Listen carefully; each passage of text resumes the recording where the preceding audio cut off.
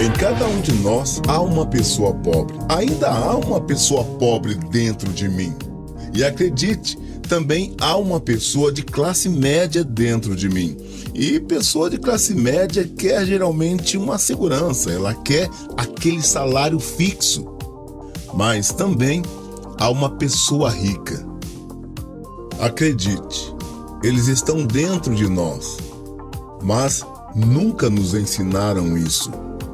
Você é ensinado a ir à escola, conseguir um emprego e ser assalariado. Não foi ensinado a como ficar rico. Se você ler o livro Pai Rico e Pai Pobre, você vai ver que o meu pai rico se recusou a me pagar. Ele disse que contra-cheque é uma das coisas mais prejudiciais que você possa ter na vida. Ele disse que a partir do momento em que você recebe um contra-cheque, você é um empregado e essa é a pior das mentalidades. Portanto, meu pai rico nunca me pagou e isso deixava o meu pai pobre furioso. Sabe, funcionário do governo, você tem que pagar o governo, você tem que pagar as pessoas, você tem que pagar as pessoas.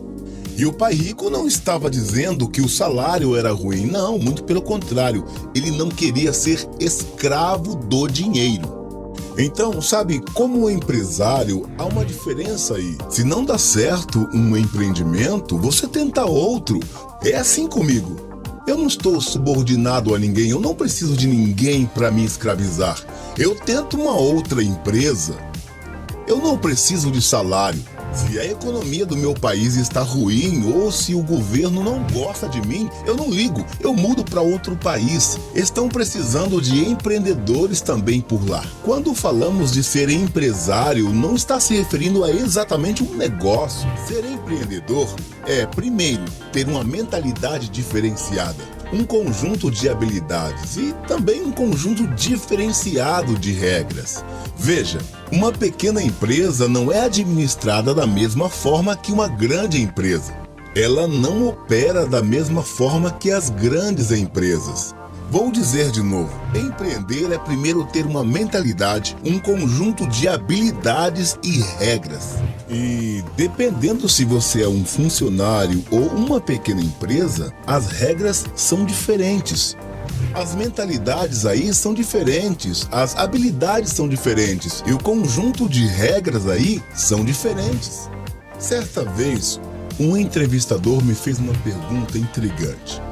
Ele perguntou assim: Kiyosaki, se você pudesse dizer uma coisa a alguém que nunca foi empresário, suponhamos que seja um jovem que agora está querendo dar um salto de fé no mundo do empreendedorismo, o que você diria? Bom, eu vou dizer a eles a mesma coisa que aconteceu comigo. Sabe, no meu último pagamento, eu ainda me lembro claramente. Foi um dos piores e melhores dias da minha vida. Eu estava em Porto Rico, eu trabalhava em uma xerocadora e eu havia pedido demissão para empreender. E meu chefe veio a mim com o meu último pagamento. Na verdade, não era um contra-cheque, era um cheque bônus. Eu acho que era cerca de $30 mil, tributável. Esse era o único problema. Então recebi esse cheque e disse, uau! E sabe, então eu fiquei animado, mas também fiquei perturbado. Porque bem na hora chegou um colega de trabalho, e seu nome era John, e ele falou para mim, você vai voltar. E eu disse, por quê? Então ele falou, porque você vai falhar. E eu olhei para ele e disse, bom, em outras palavras, ele tinha saído da xerocadora também para empreender, mas ele voltou a ser empregado. E eu disse para ele, você falhou e voltou. E eu vou falhar, mas eu nunca mais vou voltar. Essa é a atitude. Você sabe o que eu quero dizer? Bem, se você disser, se eu falhar, eu vou voltar para a mamãe ou para o papai. Sabe? É exatamente isso que você vai fazer. E ao falhar, eu me tornei empresário. E eu não tinha um contra-cheque. Eu não tive dinheiro por anos. Mas foi exatamente isso que o meu pai rico me ensinou a fazer. Ele disse, quando você não tem um contra-cheque, você também não tem um controle. Você pode até ficar com fome, fica mais inteligente e é um teste de caráter. E aí, você vai se tornar um vigarista? Um ladrão? Ficar desonesto? Você vai trapacear e roubar ou vai se tornar um ser humano melhor? Essa é realmente a vantagem de se tornar um empresário. É aí que você realmente descobre quem você é, quando você não tem nada. Portanto, você sempre tem que olhar o quadro geral. Muitas pessoas perguntam o que vai acontecer comigo. Quando você aprender a olhar o quadro geral, você vai ver que acontecerá coisas ruins, mas também vão acontecer muitas coisas boas. Em outras palavras, se há um ponto negativo em algo, tem que haver um positivo, entende? Mas você precisa estar preparado para tudo que vier em seu caminho. Se você acha que os próximos 20 anos serão iguais a esses, então você se prepara para isso. É como ir ao supermercado. Quando compramos uma caixa de leite, olhamos também a data de validade, não é mesmo? Mas a maioria das pessoas não verifica a data de validade em seu cérebro. E ao invés de se livrarem das dívidas, elas ficam devendo ainda mais. Eu acabei de refinanciar 300 milhões em dívidas. Passei de 5% para 2,5% de juros. Eu fiz uma fortuna. A cada mês, mais dinheiro entra porque o meu custo de dinheiro diminuiu. Portanto, agora os especialistas financeiros dizem para você sair das dívidas. O que eu estou dizendo a você é: aprenda a usar dívidas. Olha, quando eu voltei do meu serviço no Vietnã, em janeiro de 73, a primeira coisa que o meu pai rico me disse foi: vá para a escola e aprenda a investir em imóveis. Não era imobiliário, era como usar as dívidas e impostos. Dívidas e impostos é o que deixam ricos mais ricos. Em contrapartida, as dívidas e impostos é o que deixam os pobres e a classe média mais pobres. Então, todos os caras ricos que são médicos, advogados ou... Você sabe, esses profissionais estão ficando desanimados. Os médicos estão ficando desanimados? É claro. Eles ganham muito dinheiro, mas o que eles levam para casa é muito menor. Esses dias um médico amigo meu gritou e disse: Kiyosaki, olha só, cheguei aos meus primeiros $1 milhão. Eu falei: olha que legal. E sim, é muito bom ouvir isso, mas quanto você paga de impostos? E ele disse 750 mil em impostos. Então seu lucro foi cerca de $400 mil. Isso não é ruim. Mas quando eu ganho $1 milhão, eu fico com $1 milhão. A razão disso é que eu não trabalho por dinheiro, eu não consigo trabalhar por dinheiro. E essa é a lição número 1 de Pai Rico, Pai Pobre, é que os ricos não trabalham por dinheiro. Ao invés disso, o que fazemos é criar negócios, empresas, como empreendedores. Ganhamos imóveis. Eu não invisto na bolsa de valores. A razão disso é que, como empreendedor, eu tenho mais controle sobre a minha renda, quanto ganho e quanto pago de impostos. E porque eu sou um empresário e investidor no campo imobiliário, eu pago 0 imposto. Então, toda vez que eu ganho, digamos, $1 milhão como empresário, imediatamente eu invisto em imóveis e tenho um ganho de 4 para 1. Então eu coloco no banco $1 milhão em imóveis e recebo 4 milhões do banco. É por isso que eu adoro bancos. Mas você sabe, os bancos estão ferrando com todo mundo. É terrível isso, mas é bom para mim. A questão é que quando eles imprimem, é ruim para quem trabalha por dinheiro, mas veja só. Dívidas e impostos tornam os ricos mais ricos e as dívidas e impostos tornam os pobres e a classe média mais pobres. Quando temos ideias obsoletas, obtemos resultados obsoletos. Então, o que está acontecendo com a maioria das pessoas? A ideia de ir para a escola, conseguir um emprego, trabalhar duro, economizar dinheiro, livrar-se das dívidas, comprar uma casa porque é um ativo e investir a longo prazo, isso está obsoleto. O mundo mudou. O mundo mudou em 1971, quando o presidente Nixon nos tirou do padrão ouro e o dinheiro tornou-se dívida. Não quero dizer com isso que se interrompermos a educação hoje estaríamos melhor. Não é isso. Eu quero dizer que o que nos ensinaram, principalmente sobre finanças, está obsoleto.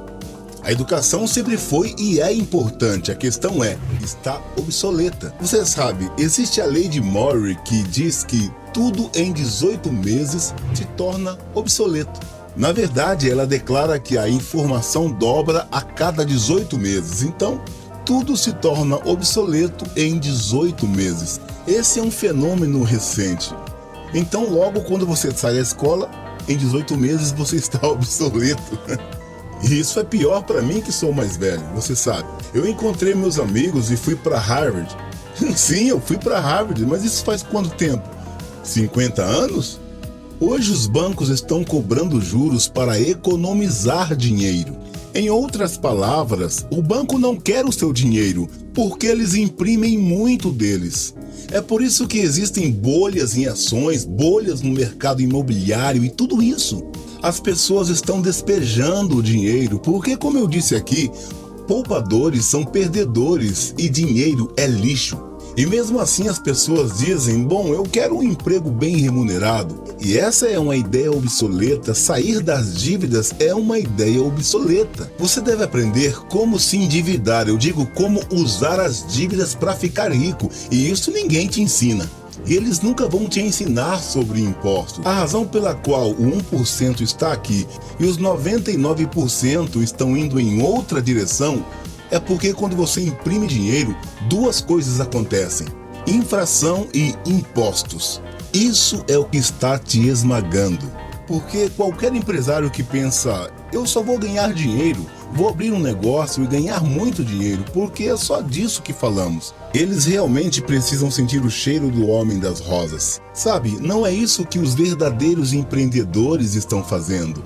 A maioria dos empresários, há 28 milhões de proprietários de pequenas empresas na América. E 24 milhões são empresários individuais. Eles são chamados de empreendedores, não funcionários. E é isso que acontece quando as pessoas não entendem o que um empresário faz. Portanto, a maioria das pessoas trabalham por conta própria, mas não são realmente empreendedores. Os autônomos pagam os impostos mais altos de todos, e ninguém diz isso a eles. Sim, também é chamado de espírito empreendedor. Mas o que realmente estamos falando é que não existe economia ruim.